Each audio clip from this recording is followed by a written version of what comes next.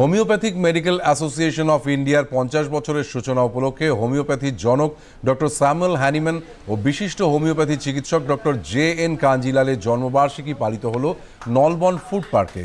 অনুষ্ঠানের উদ্বোধন করেন রাজ্যের মৎস্যমন্ত্রী বিপ্লব রায়চৌধুরী। হোমিওপ্যাথি চিকিৎসায় উল্লেখযোগ্য অবদানের জন্য বিশেষ সম্মান তুলে দেওয়া হয় প্রখ্যাত হোমিওপ্যাথিক চিকিৎসক ডক্টর অশোক কুমার প্রধানকে। মন্ত্রী বিপ্লব রায়চৌধুরী বলেন, হোমিওপ্যাথি একটি বিজ্ঞানসম্মত চিকিৎসা।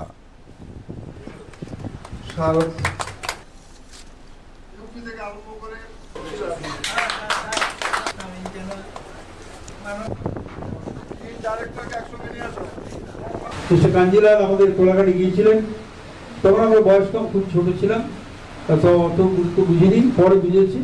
তো সেই অনুষ্ঠানে আমরা ছিলাম, দেখেছি।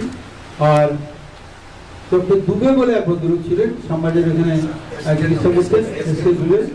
হ্যাঁ, তারও আশ্চর্য চিকিৎসার খবর আমি শুনেছি, কাঞ্জিলালের কথা শুনেছি, ঘোলাদের চিকিৎসা আমি দেখেছি। ফলে আমি বুঝেছি যে এর মধ্যে বিজ্ঞানসম্মত ব্যাখ্যা আছে, বিজ্ঞানসম্মত কারণ, তাহলে এত পপুলার হয় না, হতে পারে না। হোমিওপ্যাথি উনি আবিষ্কার করেছেন, কিন্তু এটা যত ব্রেন খরচ করবেন তত আরো বেশি করে উন্নত হবে।